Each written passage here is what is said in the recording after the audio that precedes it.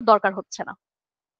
আচ্ছা, এই চার্টটা, এইটা হচ্ছে আমি পিএইচডি শুরু করার আগে আমি যে রিসার্চ অ্যাসিস্ট্যান্ট হিসেবে যে প্রজেক্টে কাজ করতাম, ওখানে হচ্ছে আমি নন রেসিডেন্সিয়াল বিল্ডিং এর, এখন সাউথ ইয়র্কশায়ার, আমি যে এরিয়াটায় থাকি ওটার নাম সাউথ ইয়র্কশায়ার, তো এই জোনটার ভিতরে নন রেসিডেন্সিয়াল বিল্ডিং গুলো আমরা মেইনলি অ্যাপার্টমেন্ট দেখছি, বাট ওদের এখানে মেইন সব রেসিডেন্স তো মেইনলি ওই যে ডিটাচ সেমি ডিটাচ হাউস টাইপের, তো অ্যাপার্টমেন্টটাকেও ওরা ওই নন রেসিডেন্সিয়াল এর মধ্যেই ফেলে দিছে, বাট যদিও ওখানে মানুষ থাকে, মানে রেসিডেন্সিয়াল আর কি।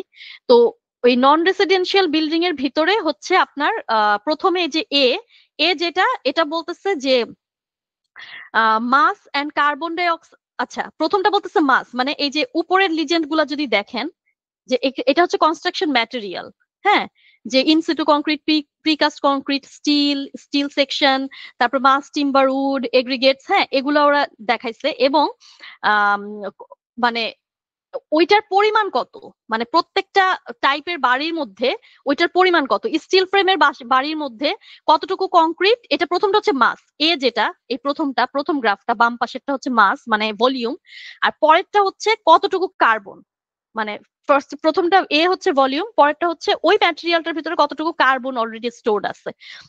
তো দেখেন প্রথমটা যদি দেখি, একটা স্টিল ফ্রেম বিল্ডিং এ সাউথ ইয়র্কশায়ারের হচ্ছে যে এই যে ইনসিটু কংক্রিট আছে, হ্যাঁ, স্টিল ফ্রেমের যতটুকু ভলিউম তার থেকে কংক্রিটের ভলিউম অনেক বেশি, ফর অবভিয়াস রিজনস, আমরা সবাই জানি স্ট্রাকচার কেমন, সো আমাদের ফ্লোর সবকিছুতে আমাদের কাস্টিং করা লাগে, সো হচ্ছে যে ওই কংক্রিটটা অনেক বেশি, ভলিউম বেশি। এখন আপনি যদি বিতে আসেন, ভলিউম বেশি হলে কি হবে, কার্বন কিন্তু ইনসিটু কংক্রিটের থেকে দেখেন স্টিলে বেশি, ডান পাশের বিটা হচ্ছে amount of carbon on the same building, same type of building, steel framed building, হ্যাঁ। তো প্রথমটা হচ্ছে মাস ভলিউম, দ্বিতীয়টা হচ্ছে কার্বন। তো দেখেন ওরা অ্যানালাইজ করে বের করছে, মানে মানে আমি ছিলাম ওই প্রজেক্টে, আমিও এই ক্যালকুলেশন গুলা করছি। তো আমার ওদের ওদের এটার একটা পেপার পাবলিশ হয়েছে, আমি লাস্টে ওটার একটা লিঙ্ক দিব, আপনারা যা ওটা পড়ে দেখতে পারেন। তো এই ক্যালকুলেশনটা করার সময় আমি মেইনলি ওখানে ছিলাম, এই ক্যালকুলেশনটা আমি করতেছিলাম ওখানে, বিকজ আমাকে হচ্ছে ওই অটোক্যাড আর রেভিট ফাইল থেকে ওরা বিল্ডিং এর সব ফাইল ড্রয়িংস গুলো আমাকে এনে দিছিল। তো আমার অটোক্যাড আর রেভিট ফাইল গুলো থেকে কোন কোন ম্যাটেরিয়াল মানে কতটুকু পরিমাণ আছে ওইটা আমার স্কোয়ার ফিট মেপে মেপে ওই ইয়েতে ভরতে হচ্ছিল, মানে খুবই ডেটা হেভি একটা কাজ ছিল, অনেক অনেক data, thousands and millions data, but ওরা খুব সিস্টেমেটিক ওয়েতে কাজ করে এবং এই জন্য খুব একটা অসুবিধা হয় নাই, আমি বুঝতে পারছি খুব তাড়াতাড়ি। তো ওই ফাইলগুলো থেকে ইনফ্যাক্ট আমাকে ওরা হ্যান্ড ড্রয়িং ও দিছে, এবং আমাকে নেওয়ার উদ্দেশ্য ছিল এইটাই, কারণ নতুন যারা গ্রাজুয়েশন করে বের হয়েছে এদের খুবই কম হ্যান্ড ড্রয়িং বুঝে। আমার সাথে আরেকজন ছিল রিসার্চ অ্যাসিস্ট্যান্ট, ও এখান থেকে আর্কিটেকচার পাস করছে, মাত্র পাস করছে, ও হ্যান্ড ড্রয়িং একদম বুঝে না, এবং আমাকে হ্যান্ড ড্রয়িং যতগুলো ছিল সেগুলো সব আমাকে দিচ্ছে, কারণ আমি যেহেতু পুরানো দিনের, আমরা হ্যান্ড ড্রয়িং অনেক করছি এবং আমি বুঝি ভালো, যার কারণে ওইটা দিচ্ছে। হ্যান্ড ড্রয়িং দেখে দেখেও আমার স্কোয়ার ফিট গুলো বের করতে হয়েছে, যে কতটুকু ভলিউমের কোন ম্যাটেরিয়ালটা আছে। তো সেটা বের করে আমরা হচ্ছে ওইটা ডেটা গুলা ইয়ে করছি, এবং সেখান থেকে এই কার্বন ডেটা অ্যানালাইসিস করে এই চার্ট গুলা বের করা হয়েছে। আচ্ছা, তো এটা দেখানোর উদ্দেশ্য হচ্ছে এইটা, যে তার মানে এই যে হাউজিং স্টকে নন রেসিডেন্সিয়াল বিল্ডিং এ এত এত কার্বন আমার স্টক আছে, তো তার মানে আনইউজড যে বিল্ডিং গুলো আছে এগুলো সব আনইউজড না, আনইউজড মিলানো। এই চার্টটা দেখানোর উদ্দেশ্য এটা, বুঝানো পলিসি মেকারদের যে আনইউজড যে বিল্ডিং গুলো আছে তার মানে সেগুলোতেও এই পরিমাণ আমার ম্যাটেরিয়াল স্টক আছে এবং কার্বন স্টক আছে। তো আমি যদি ওগুলোকে ইউজ করতে পারি, তার মানে এত পরিমাণ কার্বন আমি মানে এমিট হওয়া থেকে আমি আটকাইতে পারবো। তো সেটাই ছিল এই রিসার্চটার মেইন কাজ। আচ্ছা, এইটা তো মোটামুটি আমার রিসার্চ সম্পর্কে বললাম। এটাই আমি এখন এই পর্যন্তই আসছি, বেশি একটা আরেকটু আগাইছি, বাট মোটামুটি এই পর্যন্তই আসছি। তো এখন এটাই আমার লাস্ট টপিক হচ্ছে how can we incorporate the sustainable circular economy in Bangladeshi construction industry. এখন এইটার বিষয়ে কয়টা বাজছে? 5টা। আপনাদের ওখানে কয়টা বাজে এখন? 5টা, 6টা, 7টা, 10টা, 10টা 7।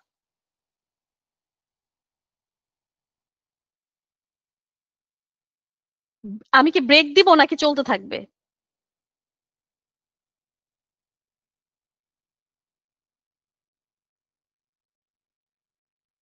আমি কি মিউট হয়ে আছি? আপু চলতে থাকুক। না আপু ঠিক আছে, চলতে থাকবে। চলতে থাকবে? আচ্ছা ঠিক আছে। আমার এইটা এখানে বেশি নাই, কারণ যেহেতু বাংলাদেশে আসলে এই ফ্রেমওয়ার্কটা তেমন ভাবে এখনো ইমপ্লিমেন্টই হয় নাই। সো তেমন কিছুই নাই। আমি জাস্ট ১টা ২টা পেপারই পাইছি এই রিলেটেড। সো তেমন কিছুই নাই। আর আমার স্টাডিটা যেহেতু বাংলাদেশি কনস্ট্রাকশনেও না। সো ওখানে আমি খুব একটা বেশি আমার কাছে ডেটা নাই। কিন্তু আমি জাস্ট দেখছি যে কোথায় আছি আমরা আসলে ওইখানে এই ফ্রেমওয়ার্কে। তো এইজন্য আমার মনে হয় বেশিক্ষণ আমার লাগবে না। হয়তো ২০-২০ মিনিটস 15 টু 20 মিনিটস এ শেষ হয়ে যাবে। তো আমরা বাংলাদেশে এটা আসলে কিভাবে আমাদের কনস্ট্রাকশন এ কিভাবে ইমপ্লিমেন্ট করতে পারি? আর না করলে কি, কি হইতে পারে? আচ্ছা, okay, globally, construction sector account for 32% of global energy use and 34% of carbon emission. So এই ডেটাটা বলার উদ্দেশ্য হচ্ছে যে কতটা ইম্পর্টেন্ট আমাদের কনস্ট্রাকশন সেক্টরে মানে সাস্টেনেবিলিটি সার্কুলার ইকোনমিকে মানে ফ্রেমওয়ার্কটাকে কনসিডার করার। আর material like cement and steel contributes to 18% of emission. মানে সিমেন্ট অ্যান্ড স্টিলই অনলি 18% অফ টোটাল এমিশন করে। সো কনস্ট্রাকশন সেক্টর এটা ইমপ্লিমেন্ট করা খুবই জরুরি। তো আমরা আসলে কি কি করতে পারি? Green building practices, adoption of green building, energy efficient design, use of renewable material and recycles material, innovative construction technology, অনেক রকম মডার্ন মেথডস অফ কনস্ট্রাকশন আছে, modular construction, prefabricated construction, এগুলো আমরা ইউজ করতে পারি আমাদের কনস্ট্রাকশনে। পলিসি অ্যান্ড কনজিউমার ইনফ্লুয়েন্স, এই গভর্নমেন্ট পলিসি যেখানে মানে এটা খুবই ইম্পর্টেন্ট। গভর্নমেন্ট পলিসি যদি এনশিওর না হয় তাহলে কোনো ডেভেলপ শুধু কনস্ট্রাকশন না, কোনো ডেভেলপমেন্ট সেক্টরেই আমরা এই সার্কুলার ইকোনমি ফ্রেমওয়ার্কটাকে ইনক্লুড করতে পারবো না। আর সার্কুলার ইকোনমি ইন্টিগ্রেশন, হ্যাঁ, ডিজাইনিং ফর ডিসঅ্যাসেম্বলি, প্রত্যেকটা শুধু কনস্ট্রাকশন সব সেক্টরে designing for disassembly, material reuse, life cycle assessment, এই টাইপের আইডিয়া গুলোকে আরো স্ট্রঙ্গার করতে হবে, প্র্যাকটিস গুলাকে, সরি। এখন বাংলাদেশ অলরেডি কি কি ইনিশিয়েটিভ নিছে? Recycling growth, 23 recycling and 61 yarn mills now used certified recycled material. তারপরে global partnership, collaborations with the EU and UN to support the circular textile project. RMG সেক্টরে, textile সেক্টরে কিছু কিছু এই ধরনের ইনিশিয়েটিভ গুলো নেওয়া হচ্ছে, বাট কনস্ট্রাকশন সেক্টরে একদমই সিগনিফিকেন্ট কিছু হয় নাই। স্কিল ট্রেনিং, অবশ্যই স্কিলড মানে মানুষজন লাগবে এগুলা এই ধরনের কাজ করার জন্য, এই নতুন স্টাইলে modern method of construction implement করার জন্য আমাদের স্কিলড পিপল লাগবে। Circular economy principles are being integrated into the national vocational training. National vocational training এ কিন্তু ইনক্লুড করতেছে অলরেডি, কারিকুলামে কিছু কিছু ইনক্লুড শুরু হয়ে গেছে, কিন্তু এখনো প্র্যাকটিসটা নাই আমাদের ওভাবে করে শুরু হয় না। We are not ready. Informal sector role, informal plastic recycling is efficient but lacks formal support. So plastic, আমাদের দেশে প্লাস্টিক ফ্যাক্টরি আছে এবং প্লাস্টিক ফ্যাক্টরিতে প্রচুর প্লাস্টিক রিসাইক্লিং হচ্ছে, কিন্তু এটা এখনো কোনো ফর্মাল সাপোর্ট পাইতেছে না। এটা জাস্ট ইন্ডিভিজুয়ালি কেউ কেউ করতেছে plastic recycling. So policy gap আছে আমাদের। National circular economy policy and legal waste framework is urgently needed. আমাদের এই পলিসিটা লাগবে। আর কিছু নিউ স্টেপ নিতে হবে আমাদের। ইমপ্রুভ ইনফ্রাস্ট্রাকচার, ফর্মালাইজ ওয়েস্ট সেক্টরটাকে ফর্মালাইজ করতে হবে, অ্যান্ড রিফর্ম ট্রেড পলিসি। আচ্ছা, আচ্ছা, কিভাবে আমরা পলিসি গ্যাপটা ফিল করতে পারি? কি কি করা যাইতে পারে? বাংলাদেশের policy like the national 3 year strategy, দেখেন এখনো বাংলাদেশ 3 ইয়ার স্ট্র্যাটেজিতেই আছে। ঠিক আছে, এখনো আর ল্যাডার যে 10টা হয়ে গেছে এটা কিন্তু এখনো জানে না, মানে এখনো ওইভাবে প্র্যাকটিসে নাই। Like national 3 year strategy, e-waste rules can promote recycling and sustainable construction practices. Government and international organizations collaboration to enhance circularity in building and construction sector. Again, আমাদের international collaboration লাগবে। স্কিল ডেভেলপমেন্টের জন্য লাগবে। আচ্ছা, main streaming circularity into codes, আমাদের যে বিভিন্ন building codes আছে, সার্টিফিকেশন আছে, market intensive, public private partnership, এই সবকিছুর মধ্যে মেইন স্ট্রিম মানে সার্কুলারিটিটাকে আমার মেইন স্ট্রিম হিসেবে ঢুকাই দিতে হবে, যে হ্যাঁ আমার কোডের ভিতরে এটা এনশিওর করতে হবে, সার্টিফিকেশন দিচ্ছ আছে এটার ভিতরে এটা এনশিওর হচ্ছে কিনা আমার দেখতে হবে, সার্কুলার ইকোনমি ফ্রেমওয়ার্কটা এনশিওর হচ্ছে কিনা। আমি এখানে আরেকটা মানে মানে মেন্টিকোড দিয়ে ভোট নিতে চাইছিলাম যে what should be hour next step, how can we incorporate circularity in Dhaka's construction, but ওইটা আর করবো না বিকজ অনেক বেশি ঝামেলা হইতেছিল আগেরটায়, স্ক্রিন চেঞ্জ করতে হয়।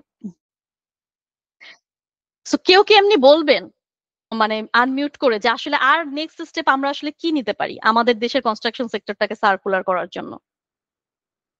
1টা 2টা আইডিয়া। সবাই সবার জন্য ওয়েট করতেছে। কেউ একজন আনমিউট করে ফেলেন।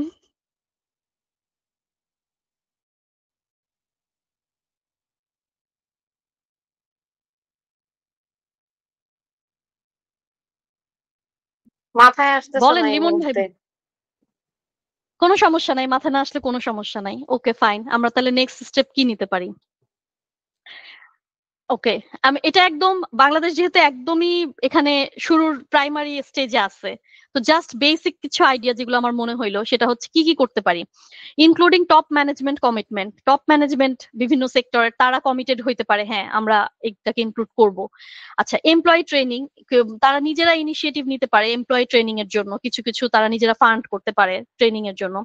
সাপোর্টিভ অর্গানাইজেশন স্ট্রাকচার, ওদের অর্গানাইজেশনাল স্ট্রাকচার গুলো এমন করতে পারে যেটাকে সার্কুলার ইকোনমি প্রিন্সিপাল গুলোকে সাপোর্ট করবে। Long term strategic planning and strategic partnership.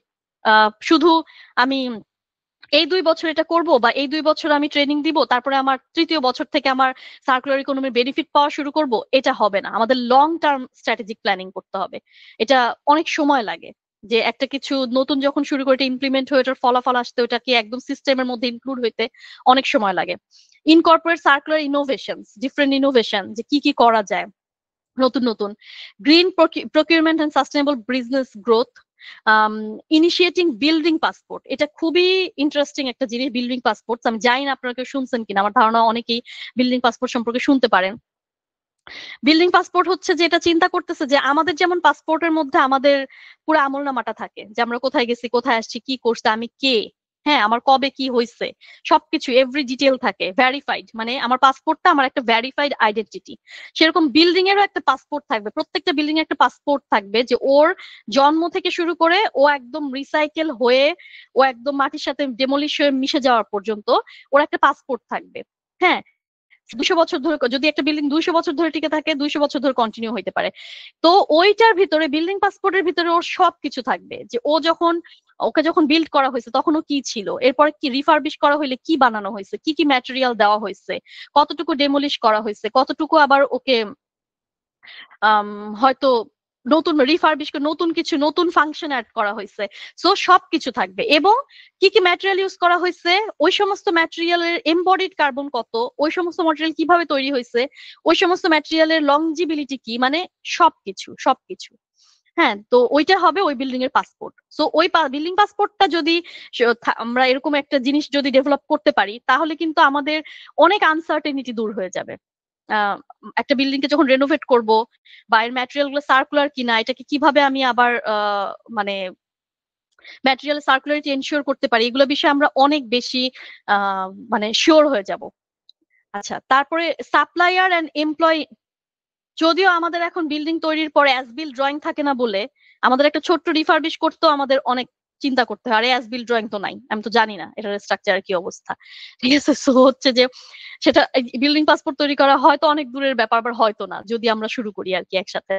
আচ্ছা, supplier employee involvement, sorry involvement, এটা তো অবশ্যই লাগবে। আর ফাইনালি গ্লোবালাইজেশন, যে গ্লোবালি কি চলতেছে এখানে, তো এটা কিভাবে আমরা আমাদের ইয়েতে ইনকর্পোরেট করতে পারি। আচ্ছা, challenges, significant gaps exist in data, stakeholder awareness and life cycle assessment. মানে লাইফ সাইকেল অ্যাসেসমেন্ট তো আমাদের একদমই আনকমন হয়ই না, যে প্রত্যেকটা জিনিসের একদম এটাকে বলে ক্র্যাডেল টু গ্রেভ। মানে ক্র্যাডেল মানে দোলনা থেকে গেট পর্যন্ত হচ্ছে যখন তুমি বিল্ডিংটা বানাইলা, একটা ধরেন ম্যাটেরিয়াল বা একটা কম্পোনেন্ট, যে একদম দোলনা থেকে গেট পর্যন্ত, মানে তুমি যখন জিনিসটা বানাইলা, এন্ড গেট টু গ্রেভ মানে ওইটাকে একদম ডেমোলিশ করে ফেলবো যখন। তো এই পুরাটা ওর লাইফ, ওই প্রোডাক্টের বা ওই ম্যাটেরিয়ালের বা ওই কম্পোনেন্টের, বিল্ডিং কম্পোনেন্টের লাইফ সাইকেল। সো এই লাইফ সাইকেল অ্যাসেসমেন্ট, যে ও একদম ক্র্যাডেল থেকে গ্রেভ পর্যন্ত কতটা কার্বন এমিশন করলো ওই জিনিসটা বা ওই ম্যাটেরিয়ালটা, সেটার অ্যাসেসমেন্ট তো আমাদের এখানে হয় না। আচ্ছা, এবার এইটা একটা পেপার, মীর সোহরাব হোসেন, নুসরাত জাহান লোপা, মাহফুজা খাতুন, শাফকাত তানজিম রহিম। তো উনারা হচ্ছে এই এই এই মানে একটা স্টাডি করছে আমি দেখলাম, যেটা একমাত্র মোটামুটি আমাদের বাংলাদেশের ইয়েতে circular economy, construction circular economy implement নিয়ে একটা কাজ। তো ও যেটার নাম enabler of circular economy implementation in built environment sector of developing countries, evidence from Bangladesh.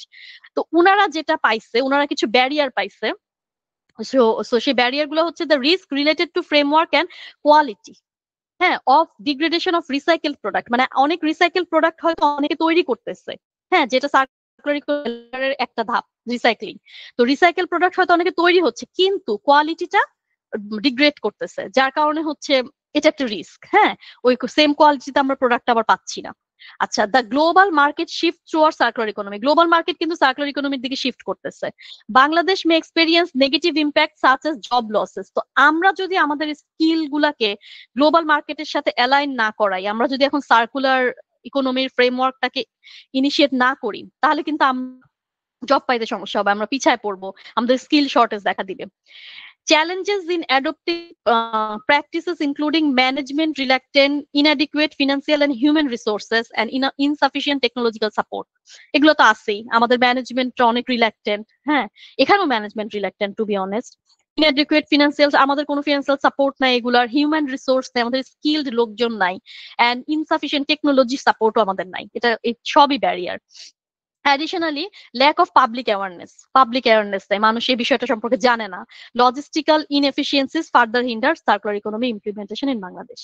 আচ্ছা, আর কিছু স্কোপ উনারা খুঁজে বের করছে, এটা একদমই উনাদের বের করা। হ্যাঁ, উনারা বাট ইন্টারেস্টিং খুবই। আমার স্কোপ গুলো একদম বেসিক মনে হয়েছে, বাট খুব ভালো, এগুলো গুড। স্কোপ কি পাইছে? রি কমার্স প্র্যাকটিসেস, মানে আমরা রিইউজ করার, মানে একজনের তৈরি ইউজ করা জিনিস আরেকজন ইউজ করা। হ্যাঁ, এটা এখানে এই প্র্যাকটিসটা খুব আছে, এটা খুবই ভালো এখানে এই সিস্টেমটা। রি কমার্স প্র্যাকটিসেস অন ফেসবুক, ও এখানে ওরা যেটা বলছে সেটা আমি জাস্ট কপি করে দিচ্ছি। ওরা ফেসবুক বলছে, but any social media or any platform help eliminate the stigma associated with using second hand product. মানে ইউজিং সেকেন্ড হ্যান্ড প্রোডাক্ট আমাদের একটা সোশ্যাল স্টিগমা, ওরে আমি সেকেন্ড হ্যান্ড প্রোডাক্ট ইউজ করতেছি মানে, বাট এই স্টিগমাটা দূর করতে হবে। হ্যাঁ, আমরা রিইউজ করতে হবে আমাদের আমাদের নিজ এনভায়রনমেন্টের জন্য। আচ্ছা, recommerce also raises awareness about circular economy practices among the general public.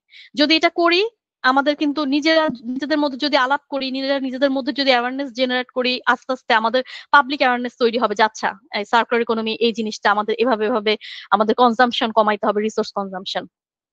The implementation of commercial biogas generation can create a new renewable energy source.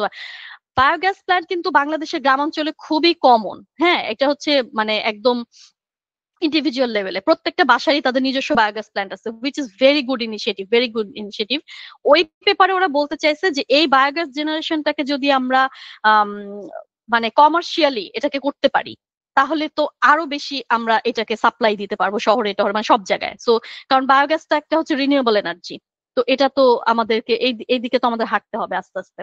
আচ্ছা, to encourage the use of biogas, the author suggest providing soft loan. হ্যাঁ, এখন biogas use করার জন্য বা হচ্ছে যে এটাকে commercially মানে এটা প্রডিউস করার জন্য ও বলতে চাচ্ছে যে সফট লোন বা লোয়ার ইনকাম হাউস হোল্ডের জন্য সফট লোনের ব্যবস্থা করলে হয়তো অনেক বেশি মানুষজন এটা করতে চাবে।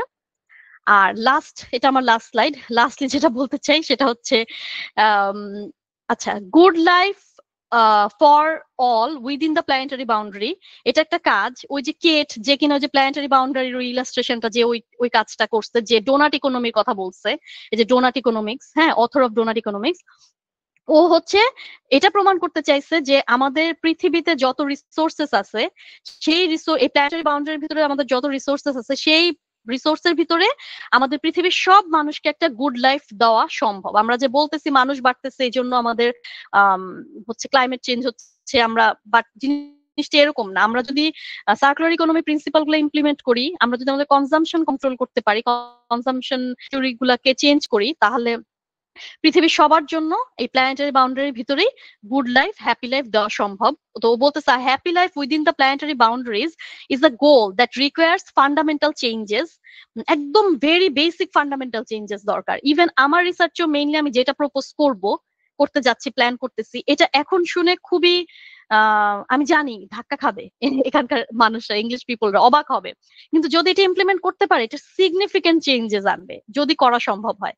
আচ্ছা, boundary is a goal that requires fundamental changes, as no country currently meet its citizens' basic needs at a global sustainable level to resource use.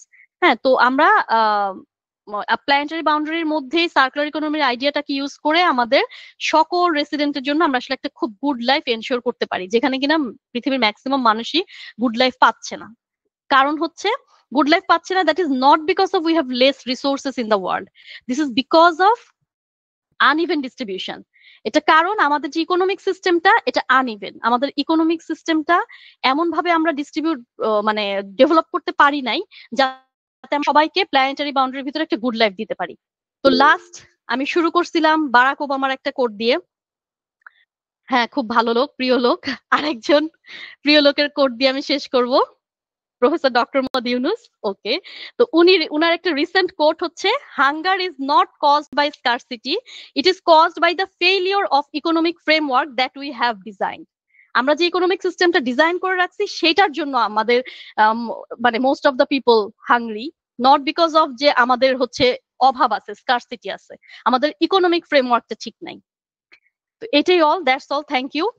আপনারা আমার যদি এই যে বারকোডটা যদি স্ক্যান করেন তাহলে হচ্ছে যে আমি ওই যে পেপারটার কথা বলছি ওখানে পাবেন, সো যদি পড়তে চান পড়ে নিতে পারেন, দেখতে পারেন। আর এই তো, that's it, thank you, finish. Any question?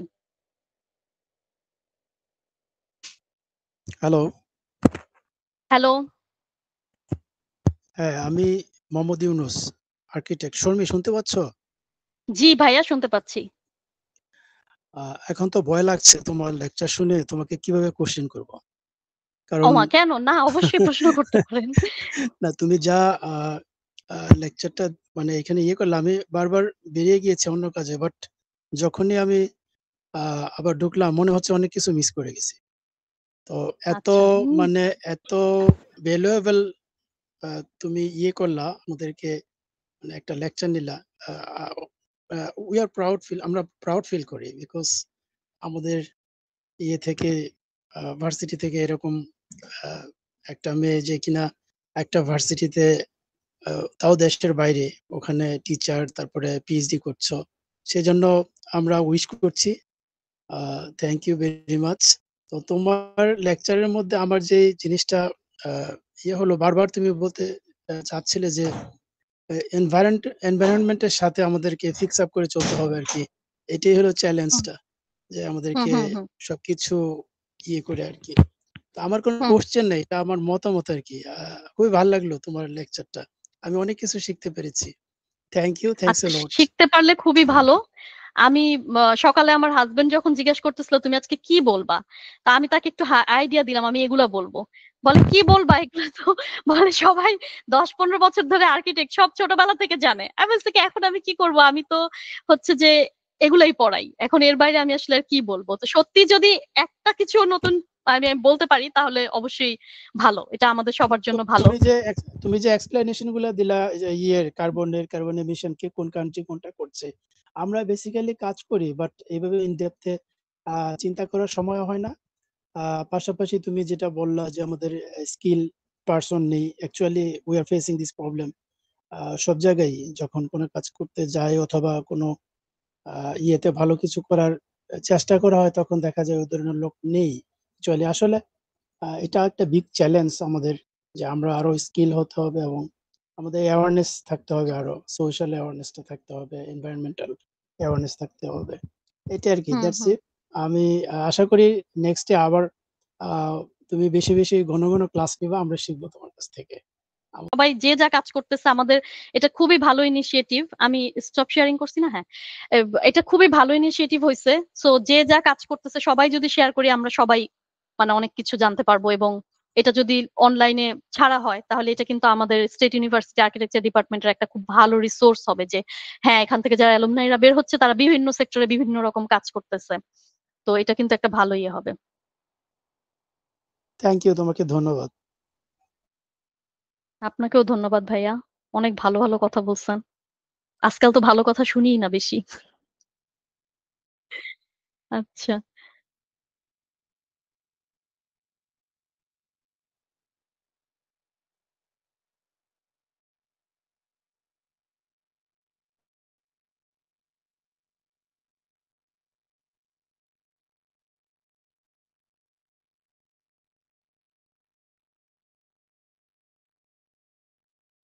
আমার একটু বলার ছিল। শামির, আমি দাওয়াত বলছিলাম।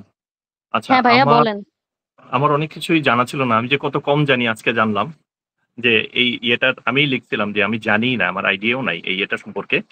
এবং আমার মনে হয় আমাদের দেশের বেশিরভাগ মানুষেরই কোনো আইডিয়া নেই এই ব্যাপারটা সম্পর্কে। খুব কমই হুম, জানে।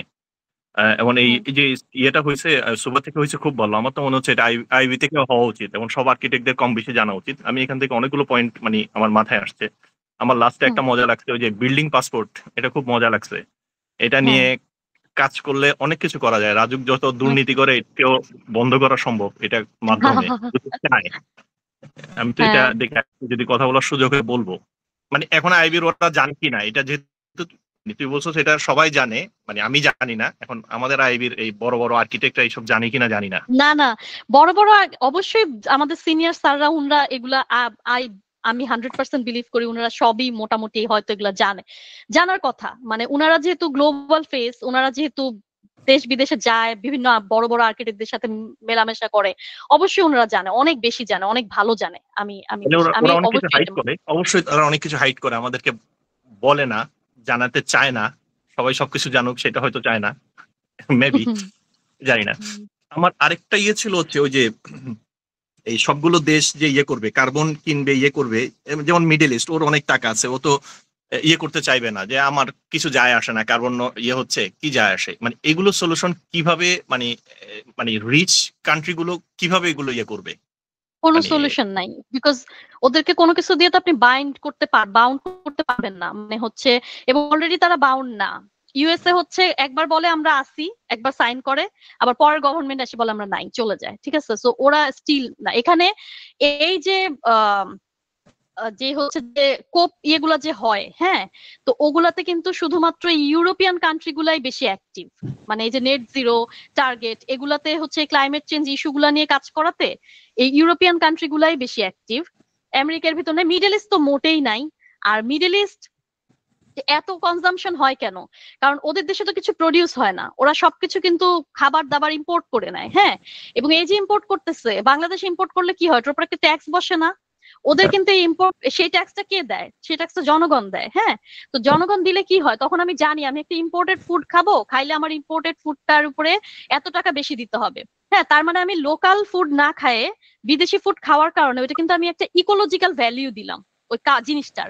তো তখন কি হইলো, আমি কিন্তু ওইটা কিনবো না, বলতে ধুর বিদেশি জিনিস দরকার নাই, আমার বিদেশি ফল দরকার নাই। হ্যাঁ, কিন্তু ইউএই তে মানে মিডল ইস্টে কিন্তু ওরা ওই জিনিসটা সরকার মানে পাবলিক দিতে হয় না, ওটা গভর্নমেন্ট ভর্তুকি দেয় সরকারের জন্য। হ্যাঁ, কম্পেনসেট করে, সরি, জনগণের জন্য। তো যার কারণে জনগণ দেশি বিদেশি সবই খাইতেছে, but they do not know যে এই যে এটা ইম্পোর্ট করে আনতেছে এটার জন্য অ্যাকচুয়ালি কতটা মানে বেশি কার্বন নিঃসরণ হচ্ছে, বা এটা কতটা হার্মফুল হইতেছে, বা এটা কনজিউম না করাই ভালো। তো এইটা আমি একটা উদাহরণ দিলাম। তো ওদের ওদের টাকা আছে বলে ওদের লাইফ স্টাইলটা এরকম, but you have nothing to do with it. মানে আপনি কোনোভাবেই এটাকে কন্ট্রোল করতে পারবেন না, বুঝছেন? এটা এবার এই যে ইউকে যে নেট জিরো টার্গেট নিচ্ছে, বলছে 2050 মধ্যে নেট জিরো হবে। ওরা যদি আজকে হইতে না পারে, তাতে কিন্তু কি মানে, হইতে না পারলে এটা জাস্ট একটা ডিফেম, মানে ওরা একটা ডিফেমেশন হবে ওদের, যে মানে দিস ইজ মানে শেম অন দেম যে পারে নাই, এইটুকুই। হ্যাঁ, কিন্তু আদারওয়াইজ ওদের কিন্তু কোনো হেভি ফিনান্সিয়াল কনসিকুয়েন্সেস নাই এটার। ঠিক আছে, না না, কিন্তু এবং চেষ্টা হেভি তো করতেছে, চেষ্টা করে অনেক কিছু চেষ্টা অন্তত করতেছে, হ্যাঁ ইয়ে করতেছে, চেষ্টা মানসিকতার করতেছে পরিবর্তন করাচ্ছে, কিছু মানুষ তো পরিবর্তন হচ্ছে।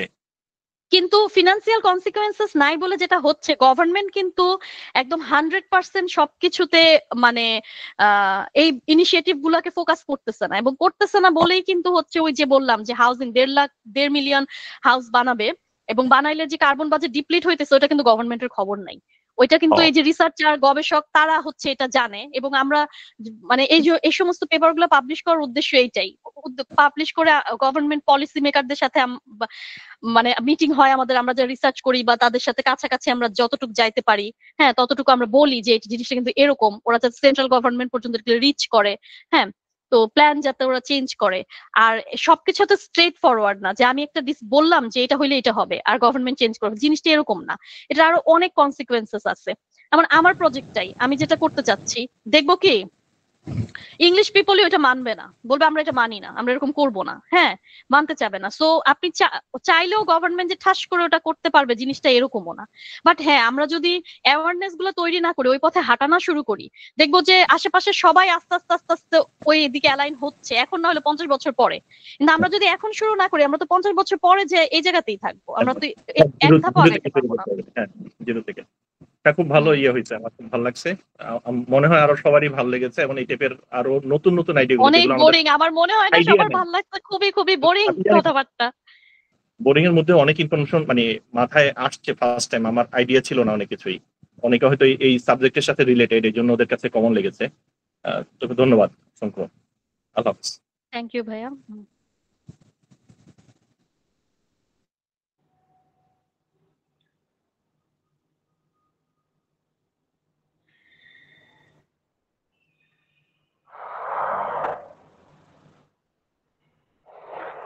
হ্যালো, আসসালামু আলাইকুম।